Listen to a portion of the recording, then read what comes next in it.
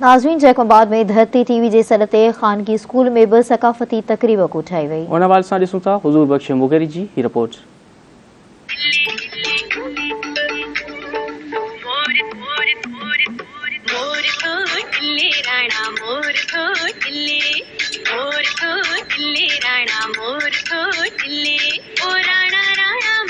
जैकोबाद में धरती टीवी पारा 4 दिसंबर ते मुंहिंजो धरती मुंहिंजो शान जे सिरी हेठ Victor public high secondary girls school तरफ़ां सक़ाफ़ती ॾियारो पियो मल्हायो वञे, जंहिंमें स्कूल जे शागिर्दनि ऐं शागिर्दनि सक़ाफ़ती वेस वॻा पाराए सिंधी गीतनि ते झुमरियूं हयूं वयूं, टेबलोज़ बि पेश कया विया। ॾाढो सुठो थियो आहे ऐं अजरक टोपी सिर्फ़ु हिकिड़ो वर्ड न आहे, उहा असांजी सिंध जी शान आहे। डांस, टेबलो, शाइरियूं छा साईं जूं त जेको असांजो सिंधी सक़ाफ़त जो ॾींहुं आहे, असांखे पंहिंजे स्कूल में वॾी सुठी तरह सां मल्हाईंदा आहियूं।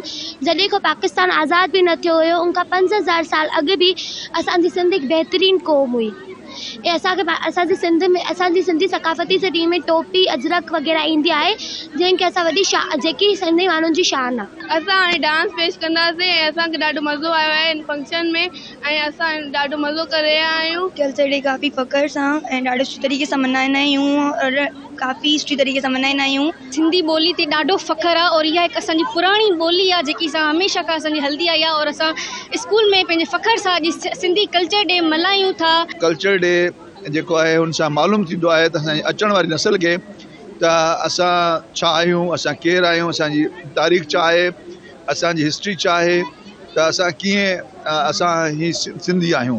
मैं समझता हूँ कि ये कल्चर डे पे जब आज मैंने फर्स्ट टाइम सिंध के अंदर आकर और एक सिंध के अंदर जो है स्कूल में ये कल्चर डे प्रोग्राम जो है वो देखा है और उसमें शामिल हुआ हूँ एज ए मेहमान ख़ुसूसी के तौर पर। और मैं समझता हूँ कि ये बच्चों के लिए, हमारे लिए तहज़ीब के बारे में बताना और क्योंकि ये हमारे बड़ों की तारीख़ है, हिस्ट्री है। शागिर्दनि इहो वचन वरजायो त धरती टीवी सिंध जे सागारो आवाज़ आहे, असां सक़ाफ़ती ॾींहुं भरपूर नमूने सां मल्हाईंदासीं। कैमरामैन राशिद मुगेरी सां गॾु हज़ूर बख़्श मुगेरी, धरती टीवी न्यूज़, जैकोबाबाद।